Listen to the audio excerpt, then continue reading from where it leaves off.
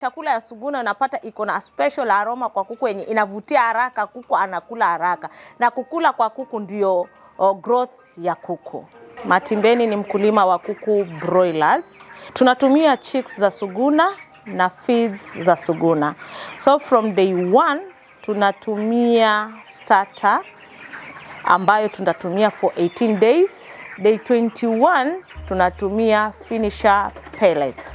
And the thing with Suguna ni kuwa chicks zake zishakuwa vaccinated tayari, hakuna mambo ya kuchanja kuku.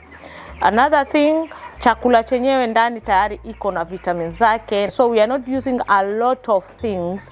Chenye tunapeana is just plain water. Suguna imekuwa ni nzuri sana na faida kwa mkulima. So tunashukuru sana watu wa Suguna ndani ya Malindi.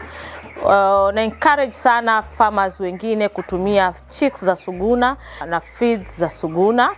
The thing which inatupatia hope sana kama wakulima ni kuwa at day 21 tayari unaweza kupata kuku iko 1.2, 1.3, that is average weight compared to other breeds zenye tulikuwa tunafuga. Brands zingine tukitumia kidogo tunapata tuko 750, of which inakaa slightly disadvantage kwa mkulima kwa sababu mkulima ni faida. Another thing, Suguna pellets ziko so fine hauhitaji kuku kustruggle sana, na tumetegemea sana kuku akikula ndo tunapata weight. Chakula hao nafikiri iko na sort of aroma. Ukiwekea kuku utaona kuku ashakazana kwa feeder anakula yote. But to the other feeds utapata ukimwekea anaanza kudona kikaa. But kuku chakula ya Suguna unapata iko na special aroma kwa kuku yenye inavutia haraka, kuku anakula haraka. Na kukula kwa kuku ndio growth ya kuku. Good thing nitarudi nikubaie zile kuku zako kupeleka kwa soko. But kama kuku ni za Suguna, feeds ni za Suguna.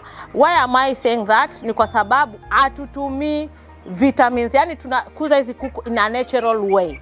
That is the advantage ambayo mkulima anapata. So hiyo challenge nyingi inakuwa iko aside, but kuku sasa unaipata tumeikuza kwa njia ambayo haina boosters.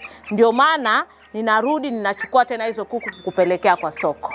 Aya, sasa tuko katika the season, festive season Advantage nyingine ukinunua chakula ya Suguna, there is something inside that bag ambayo still bado umewave. So kama unatumia bags, tuseme 20 bags from the first day to the last day, ni kumaanisha hapo wamesave around 2000 shillings kama utakuwa umepata voucher ndani. 2000 inaweza kufanya shopping ya mtoto Januari. Because saizi ni mambo na kujipanga, wakulima ni kujipanga na Christmas. So Suguna imeingia hapa kupeana advantage kwa mkulima na kuweza enjoy this festive season. Merry Christmas na Suguna.